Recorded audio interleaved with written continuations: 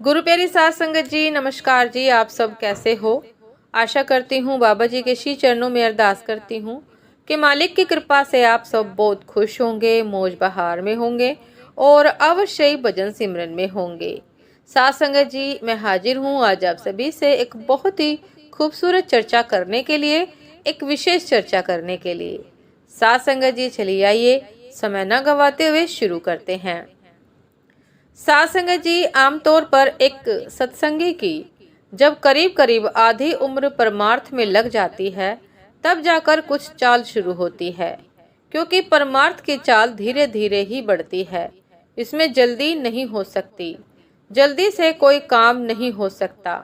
मालिक चाहे तो एक पल में सब काम पूरे कर दे, पर यह सिद्धांत के विरुद्ध है। और कुछ झलक तो दया से मिल ही जाती है, पर कायम नहीं रहती। मालिक को अपने प्यारों का काज संवारना है, ना कि बाजीगरी दिखानी है।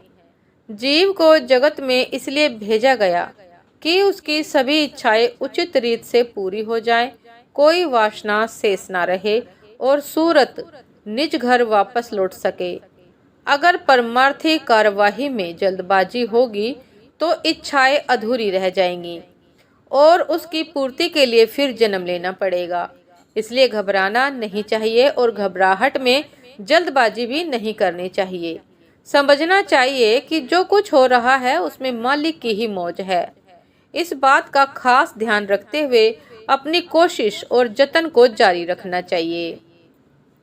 साध संगत जी, जिस तरह समुद्री जहाज के कोवे को उस जहाज के सिवाय बैठने का और कोई ठिकाना नहीं मिलता, चाहे वह जितनी मर्जी उड़ान भर कर देख ले, समुद्र में उस जहाज के सिवाय उसके बैठने की और कोई जगह है ही नहीं। इसी तरह उस परमात्मा के सिवाय हमारा और कौन सा ठिकाना हो सकता है। साध संगत जी, हम अहंकार में फंसकर चाहे जितना फड़फड़ा ले, आखिर हमें उस परमात्मा का ही आसरा लेना पड़ता है। अपने आप को उस मालिक के सुपुर्द ही करना पड़ता है। इसलिए हमें हमेशा मालिक के भाणे में रहना चाहिए। भाणे में रहने से मतलब है कि जिस हालत में भी परमात्मा रखता है, उसी में रहते हुए हमें परमात्मा की भक्ति करनी चाहिए। मन में कोई इच्छा नहीं करनी चाहिए, कोई तृष्णा नहीं करनी चाहिए। परमात्मा की भक्ति केवल परमात्मा से मिलाप के लिए करनी है, बाल बच्चों के सुख के लिए, दुनिया की मान बढ़ाई के लिए नहीं करनी है। साध संगत जी, तभी हम अपने निज घर वापस पहुंच सकते हैं जब हम निरंतर परमात्मा की स्तुति करेंगे, बिना किसी इच्छा रखते हुए, बिना किसी तृष्णा को पालते हुए।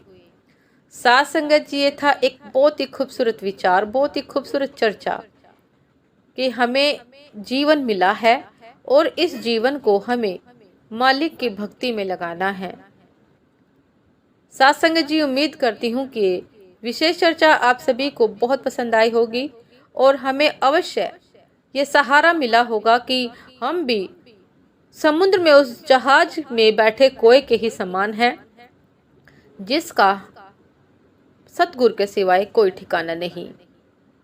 तो साध संगत जी, आपसे फिर मुलाकात होती है एक नए शब्द साखी के साथ, एक नए स्पेशल विचार के साथ। तब तक के लिए आज्ञा दीजिए। नमस्कार जी। सदा खुश रहिए, मुस्कुराते रहिए, भजन सिमरन करते रहिए और साध संगत जी, चैनल को लाइक कमेंट्स करना ना भूलिए और जो भी चैनल पर नए हैं कृपा करके सब्सक्राइब कर लीजिएगा। तो साध संगत जी, फिर मिलते हैं। अभी आज्ञा दीजिए। नमस्कार जी।